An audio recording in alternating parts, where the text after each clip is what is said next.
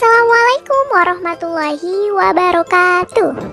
Halo anak-anak pintar, bagaimana kabar kalian hari ini? Semoga kita semua selalu dalam keadaan sehat. Amin ya robbal alamin. Pada kali ini kita akan mempelajari mengenai siklus air atau daur air. Air merupakan salah satu sumber daya alam yang sangat dibutuhkan oleh makhluk hidup di bumi. Tanpa adanya air, manusia, hewan, dan tumbuhan tidak akan dapat bertahan hidup. Berikut ini adalah manfaat air bagi kehidupan makhluk hidup. Bagi manusia, air dapat bermanfaat untuk kesehatan tubuh, untuk keperluan rumah tangga seperti minum, memasak, mandi, dan mencuci. Air dapat dimanfaatkan bagi sarana rekreasi dan olahraga seperti renang, selancar, arum jeram, dan sebagainya.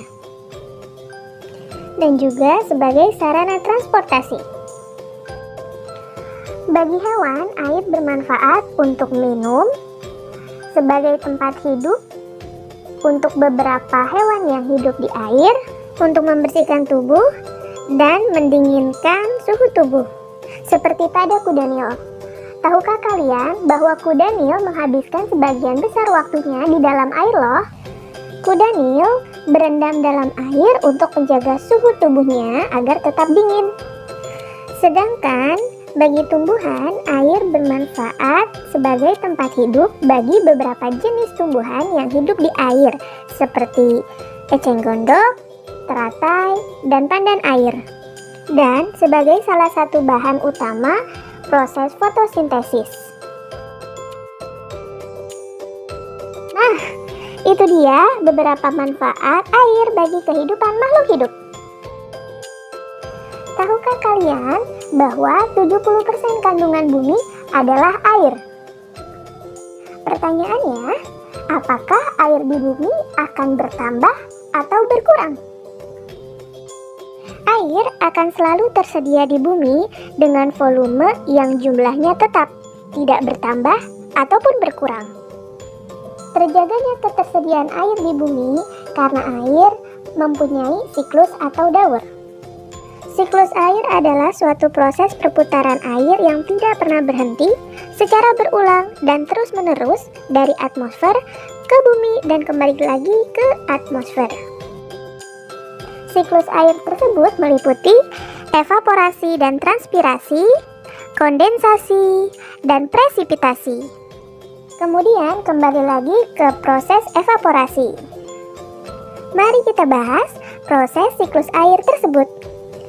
Yang pertama, evaporasi dan transpirasi. Evaporasi adalah peristiwa penguapan air yang ada di laut, di sungai, dan di daratan karena panas matahari. Dan transpirasi adalah peristiwa penguapan air yang berasal dari makhluk hidup juga karena panas sinar matahari. Setelah evaporasi, proses yang kedua adalah kondensasi. Setelah air di permukaan bumi menguap menjadi uap air tersebut bergerak menuju lapisan atas di atmosfer yang bernama troposfer. Ketika uap air memiliki suhu rendah, berubah menjadi titik-titik air atau embun. Perubahan uap air menjadi titik-titik air disebut kondensasi. Titik-titik air tersebut lama-kelamaan akan semakin banyak dan bergabung membentuk awan. Setelah kondensasi, tahap selanjutnya adalah presipitasi atau turunnya air hujan. Saat uap air terus berkumpul menjadi awan, maka awan tersebut akan semakin berat. Jika awan tidak mampu lagi menampung titik-titik air, maka titik-titik air akan jatuh menuju permukaan bumi yang disebut sebagai air hujan. Proses ini dinamakan presipitasi. Jika suhu sangat rendah, yaitu berada di bawah 0 derajat Celcius, seperti di daerah kutub utara atau kutub selatan, tetesan air ini akan jatuh sebagai hujan salju atau hujan es. Air hujan yang jatuh ke permukaan bumi sampai ke permukaan tanah, kemudian meresap ke dalam tanah melalui celah-celah dan pori-pori tanah serta batuan, membentuk cadangan air tanah atau mengalir di permukaan tanah menuju perairan seperti danau, sungai, dan laut.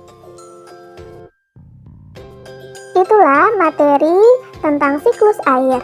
Semoga video ini bisa membantu teman-teman untuk memahami materi yang disampaikan.